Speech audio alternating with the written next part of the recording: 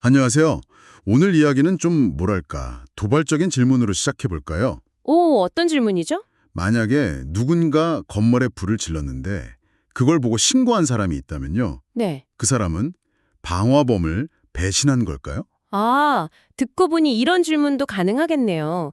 국가를 배신한 사람과 관계를 끊는 사람은 과연 똑같은 배신자일까? 바로 그 지점입니다.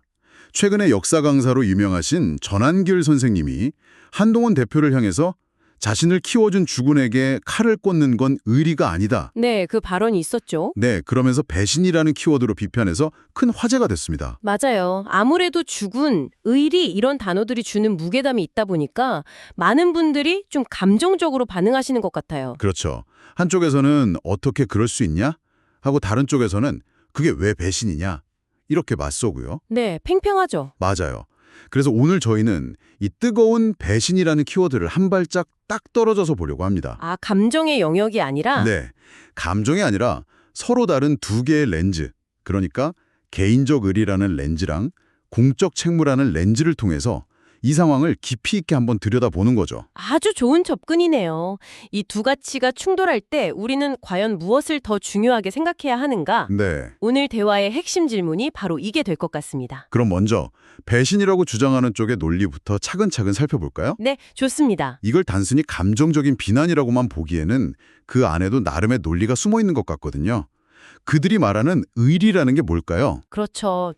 이걸 그냥 사적인 감정으로만 보면 본질을 놓치기 쉬워요. 정치의 세계에서 의리나 단일 대우는 이게 굉장히 중요한 현실적인 가치로 여겨지기도 하거든요. 아, 현실적인 가치요? 네, 일종의 조직 생존의 논리라고 볼 수 있습니다. 조직 생존의 논리요? 네. 그게 좀 더 구체적으로 설명해 주실 수 있나요? 한번 생각해 보세요. 어떤 정당이나 조직이 막 외부의 공격을 받고 있어요. 네. 근데 내부에서까지 리더를 흔들고 분열하는 모습을 보이면 어떻게 될까요? 백전백패죠. 맞습니다. 역사적으로도 내부 분열로 무너진 사례는 뭐 셀 수 없이 많고요. 그래서 설령 리더에게 흠이 있더라도 일단은 똘똘 뭉쳐서 위기를 넘기고 그 다음에 내부 문제를 해결해야 한다. 이 논리가 힘을 얻는 겁니다. 아, 그러니까 지금은 때가 아니다. 집안 망신을 밖으로 드러내서 적을 이롭게 할 필요는 없다. 이런 현실론이군요. 맞습니다. 이러한 관점에서 보면 위기 상황에서 리더와 각을 세우는 행동은 조직 전체를 위험에 빠뜨리는 해당 행위고 아, 또 자신을 발탁해준 사람에 대한 인간적인 배신으로 비춰질 수 있는 거죠. 명분보다는 일단 뭉쳐야 한다는 굉장히 현실적인 정치 공학적 판단이 깔려있는 셈입니다. 충분히 일리가 있는 주장이네요. 조직의 안정을 최우선으로 생각한다면 그런 시각도 가능하겠어요. 네. 하지만 바로 여기서 또 다른 관점이 아주 강하게 충돌하는 것 같아요. 그래서 그 충성의 대상이 도대체 누구냐 하는 근본적인 질문이요. 정확합니다. 방금 이야기한 조직 생존의 논리가 보스에 대한 사적 의리, 영어로 하면 뭐 보스십에 가깝다면요. 네, 지금부터 이야기할 관점은 국민에 대한 공적 책무, 즉 리더십의 문제입니다. 이 둘은 완전히 다른 개념이죠. 공직자의 첫 번째 충성 대상은 자신을 임명해준 한 사람이 아니라 월급을 주는 국민 전체하고 국가 시스템의 근간인 헌법이어야 한다. 이 말씀이시군요. 바로 그겁니다. 만약에 리더가 헌법을 위반하는, 그러니까 국가 시스템 자체를 위협하는 행동을 했다고 가정을 해보죠. 네, 이때 그 리더를 따르는 것은 개인에 대한 의리는 지키는 걸지 몰라도 국민과 헌법에 대한 책무를 저버리는 행위가 되는 거죠. 오히려 더 큰 배신을 저지르는 셈이 될 수도 있어요. 와, 이게 정말 어려운 딜레마네요.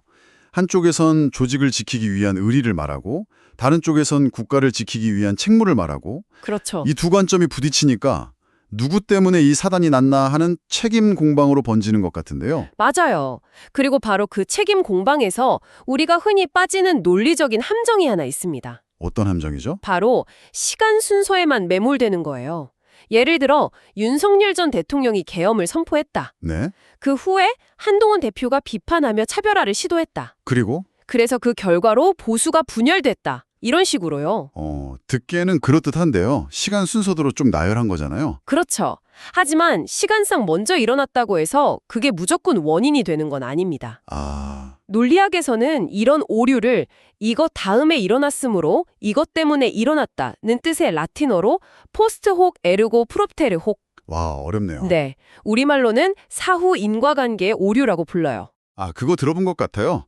내가 기우제를 지냈더니 비가 왔다. 그러므로 내 기우제 덕분에 비가 온 것이다. 딱 이런 식의 논리인 거죠. 정확합니다. 시간적인 선후 관계가 인과관계를 증명하는 건 아니라는 거죠. 네.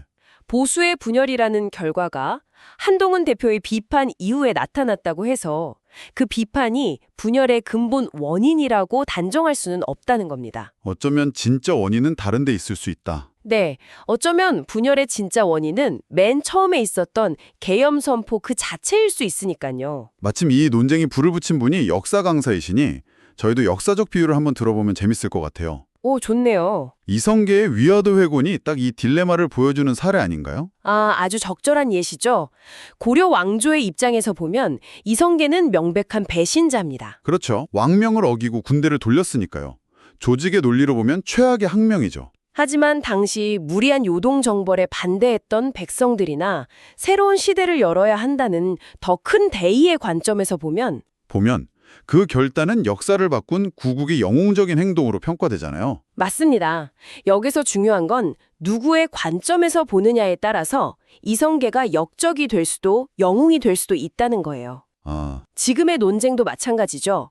어떤 상황에서도 리더를 따랐어야지 라는 조직의 논리로 보면 배신이지만 헌법수호라는 대의가 우선이지 라는 공적 책무의 논리로 보면 이건 결단이 될 수 있는 겁니다. 이 복잡한 관계를 좀 더 쉬운 비유로도 풀어볼 수 있을 것 같아요. 네, 어떤 게 있을까요? 제가 배가 너무 아파서 병원에 갔다고 칩시다. 의사가 급성 맹장염이라면서 당장 수술해야 한대요. 가 남았어요. 네. 자, 이때 제 배에 흉터가 남은 근본적인 원인은 의사의 수술인가요? 아니면 애초에 제 몸에 생긴 맹장염인가요? 하하, 당연히 맹장염이죠. 맹장염이 없었으면 수술할 일도 흉터가 생길 일도 없었으니까요. 그렇죠. 그런데 지금의 비판은 마치 의사, 당신이 내 배에 칼을 대서 흉터가 생겼잖아. 당신 책임이야. 라고 말하는 것과 비슷해요. 원인과 결과를 완전히 뒤바꿔서 책임을 묻는 거군요. 그런데 잠깐만요. 이런 반론도 가능하지 않을까요? 맹장염이 원인인 건 알겠는데 의사가 수술을 너무 거칠게 해서 흉터가 더 크게 남은 거라면 그 수습 과정의 미숙함에 대한 책임은 물을 수 있는 거 아닌가요? 아주 중요한 지적이에요. 바로 그 지점에서 논의가 한 단계 더 깊어질 수 있죠. 원인 제공의 책임과 수습 과정의 책임을 명확히 구분해야 한다는 말씀이시잖아요. 네, 맞아요. 수술이 최선이었냐, 더 좋은 방법은 없었냐, 이런 비판은 얼마든지 할 수 있는 거니까요. 물론입니다. 수술 방식이 세련되지 못했다거나 정치적으로 미숙했다는 비판은 별개의 토론 주제가 될 수 있습니다. 네. 하지만 그렇다고 해서 흉터의 근본 원인은 맹장염이 아니라 의사에게 있다고 말할 수는 없는 거죠. 책임의 무게와 종류가 완전히 다른 겁니다. 지금 논쟁은 이 둘을 교묘하게 뒤섞어서 마치 수술한 의사 때문에 병이 생긴 것처럼 프레임을 씌우려는 경향이 있어요. 그 비유를 들으니까 상황이 훨씬 입체적으로 보이네요. 이걸 조금 더 극단적인 상황으로 가져가 볼까요? 네. 집 전체가 엉망이 될 지경이에요. 이게 계엄선포 같은 국가적 위기 상황이라고 비유해 볼 수 있겠죠. 네, 방이 완전히 더럽혀졌습니다. 그때 옆에 있던 제가 이거 빨리 안 치우면 집 전체가 썩어서 망가진다. 당장 치워야 한다. 라고 소리쳤어요. 문제를 해결하자고 나선 거죠. 네. 그런데 갑자기 구경꾼들이 나타나서 오물을 쏟은 사람은 가만히 쳐다보면서 저한테 손가락질을 하는 거예요. 뭐라고 하면서요? 야, 당신이 시끄럽게 소리쳐서 동네방네 소문 다 났잖아. 조용히 덮었어야지.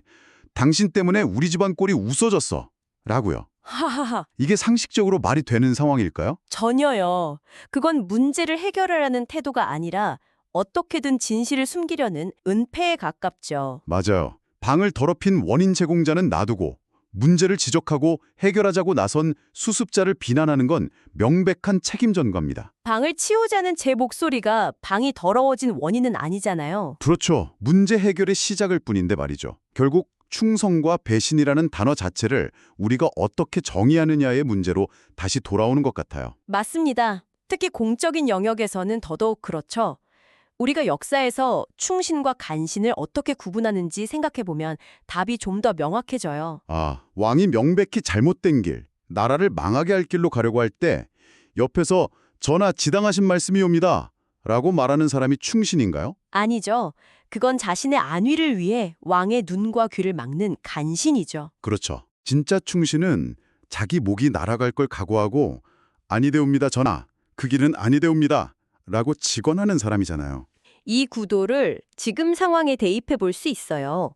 만약 한동훈 대표가 계엄 선포에 대해 지당하십니다 라고 했다면 그건 윤석열이라는 개인에게는 충성처럼 보였을지 몰라요. 네, 그렇겠죠. 하지만 대한민국 헌법과 국민의 입장에서는 돌이킬 수 없는 역적 행위에 동조하는 길이 됐을 겁니다. 결국 개인에 대한 의리를 지키는 것이 국가에 대한 배신이 되는 그런 모순적인 상황이 발생할 수도 있다는 거네요. 바로 그겁니다.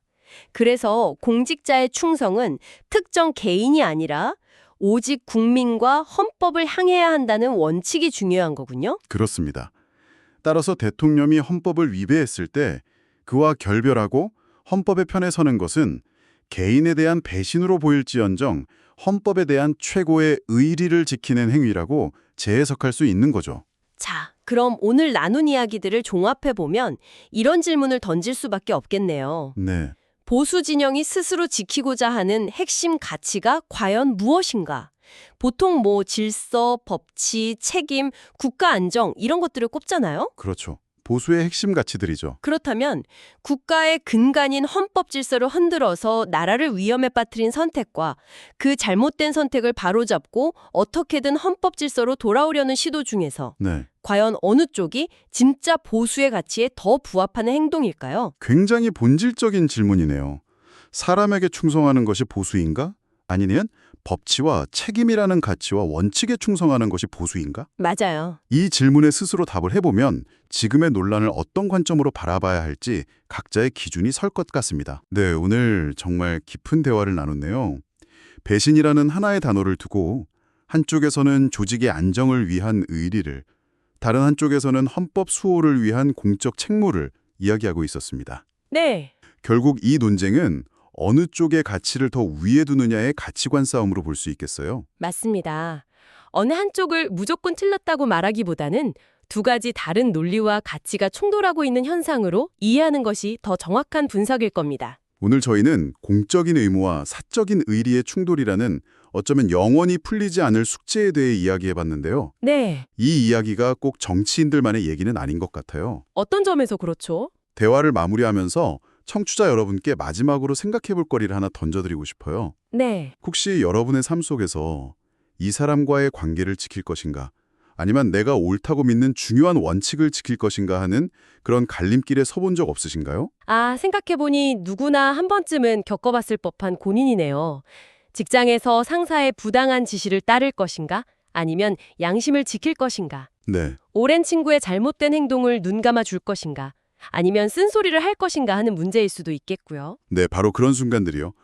그 갈림길에서 어떤 선택을 하셨는지, 그리고 그 선택이 지금의 나에게 어떤 의미로 남아있는지 한 번쯤 조용히 되짚어보는 시간을 가져보는 건 어떨까요? 좋습니다. 정치라는 거대한 담론이 결국 우리 각자의 삶 속 선택과도 깊이 맞닿아 있다는 것을 발견하게 될지도 모릅니다.